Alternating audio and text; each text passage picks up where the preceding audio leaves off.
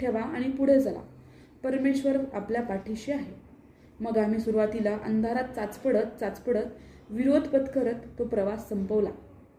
घर मिळेपर्यंत प्रश्नांचे बाण झेलीत राहिले, इतके की घर घेणे या निर्णयावर शंकेची झालर येत होती.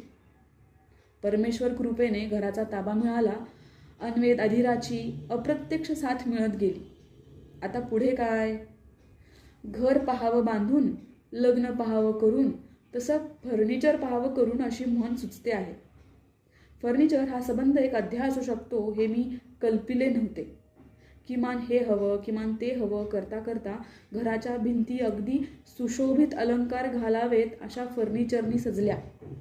घराचं रूप अगदी देखण्या नवरीसारखं दिसू लागलं.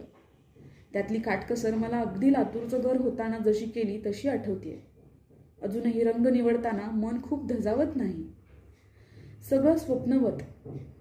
आम्हाला रंग निवडायला या असे फर्निचरवाल्यांनी सांगितले तेव्हा कसंसच झालं. आपल्याला आता हे स्वातंत्र्य मिळाले याचे भयंकर अप्रूप वाटले. मी आणि सचिन एकमेकांना विचारित सांगित होकार देत होतो. प्रत्येक निर्णय आता आपल्याला ठरवायचा आहे या जबाबदारीचं बर्डन नसून आनंद वाटत होता. रोज अंथरूण घालण्यापेक्षा मोठा बेड करू. आजवर स्वतःपुरतं छोटं कपाट मिळायचं, त्यात भागवायचं. पण आता भिंतभर कपाट, तेही स्लायडिंगचं. आणि सेपरेट बाथरूम, मास्टर बेडरूम काय, किचन ट्रॉली काय, चिमणी, देवघर, मुलांची रूम, उगवत्या सूर्याची किरणं कुठे येतील, इथे हा नको तो रंग, टीव्ही युनिट, हे सगळी काटकसरीने पण मोजकं करून घेण्याकडे आमचा कल. हे सगळं मी माझ्या मैत्रिणींकडे, नातेवाईकांकडे पाहिलेलं. आपल्याला असं घर बनवता येईल असं स्वप्नातही वाटलं नव्हतं, किंवा मिळावं असा हव्यासही नव्हता.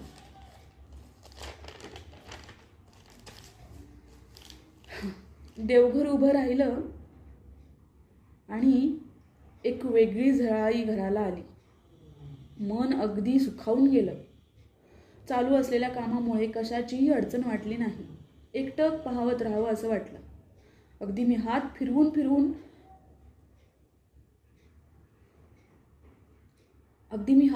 फिरवून सगळं डोळे भरून पाहत होते.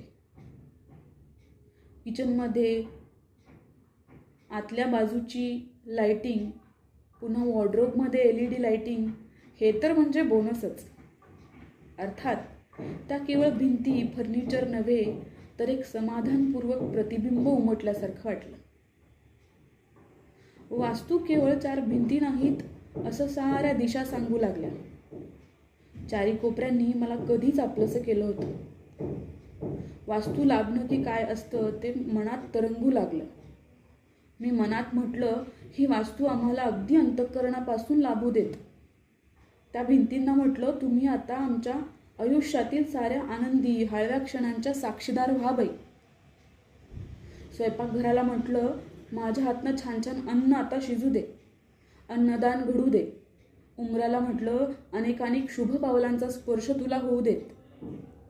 कुणीही हिरमुडल्या मनाने घरातून परतू नये अशी ताकीदच मी त्यांना करीत म्हटलं, सचिन, घर फार छान झालंय बरं का.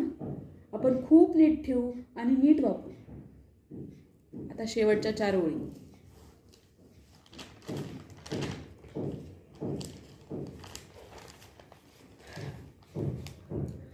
घर कसंही असो, मोठं किंवा छोटं, भाड्याचं किंवा स्वतःचं, बैठं किंवा फ्लॅटमधलं, त्यात फार काही नाही. खिडकीला जोडून एक कट्टा हवा. घर कसंही असो, मोठं किंवा छोटं, भाड्याचं किंवा स्वतःचं, बैठं किंवा फ्लॅटमधलं, त्यात फार काही नाही. स्वयंपाकघराला जोडून एक देवघर हवं. घर कसंही असो, छोटं किंवा मोठं, भाड्याचं किंवा स्वतःचं, फ्लॅटमधलं किंवा बैठं, त्यात फार काही नाही. प्रत्येकांच्या आवडीचा एक तरी कोपरा हवा. घर कसंही असो, मोठं किंवा छोटं, भाड्याचं किंवा स्वतःचं, बैठं किंवा फ्लॅटमधलं, त्यात मनाला एकाग्र करणारी सकारात्मकता हवी. घर कसंही असो, मोठं किंवा छोटं, भाड्याचं किंवा स्वतःचं, बैठं किंवा फ्लॅटमधलं, त्यात तोंडभर बोलून आग्रहाने या बसा म्हणणारी एक गृहलक्ष्मी हवी. घर कसंही असो, मोठं किंवा छोटं, भाड्याचं किंवा स्वतःचं, बैठक किंवा फ्लॅटमधलं, त्यात ओव्या अभंग गाण्यांचा आवाज ऐकू यावा. घर कसंही असो, मोठं किंवा छोटं, बैठक किंवा फ्लॅटमधलं, भाड्याचं किंवा स्वतःचं, त्यात एकतरी जुई मोगऱ्यांची कुंडी हवी. घर कसंही असो, मोठं किंवा छोटं, भाड्याचं किंवा स्वतःचं, बैठक किंवा फ्लॅटमधलं, कधी आवरलेलं कधी पसाऱ्यांचं, पण त्या पसारातही एक प्रसन्नता हवी. घर कसंही असो, मोठं किंवा छोटं, भाड्याचं किंवा स्वतःचं, बैठक किंवा फ्लॅटमधलं, त्यात फार काही नाही, तेथील भिंतींनी साऱ्या सुखदुःखांची साक्ष द्यावी. घर कसंही असो, भाड्याचं किंवा स्वतःचं, छोटं किंवा मोठं, बैठक किंवा फ्लॅटमधलं, तिथे प्रत्येकांची काहीतरी प्रगती होतच राहावी. घर कसंही असो, मोठं किंवा छोटं, फ्लॅटमधलं किंवा बैठं, भाड्याचं किंवा स्वतःचं, तेथील अन्नपूर्णा मात्र सदा सर्वदा प्रसन्न राहावी. घर कसंही असो, मोठं किंवा छोटं, भाड्याचं किंवा स्वतःचं, फ्लॅटमधलं किंवा बैठं, त्यात अगदी लहानांपासून मोठ्यांच्या मतांचा सन्मान व्हावा अशी मोकळीक असावी. घर कसंही असो, मोठं किंवा छोटं, भाड्याचं किंवा स्वतःचं, फ्लॅटमधलं किंवा बैठं, खरं तर निवारा ही आपली अगदी पहिली मूलभूत गरज. त्यामुळे प्रत्येक लाभलेली वास्तू ही आपलीशी करून घेण्याची जिद्द हवी. त्यामुळे लाभलेली प्रत्येक वास्तू आपलीशी करून घेण्याची जिद्द हवी. धन्यवाद.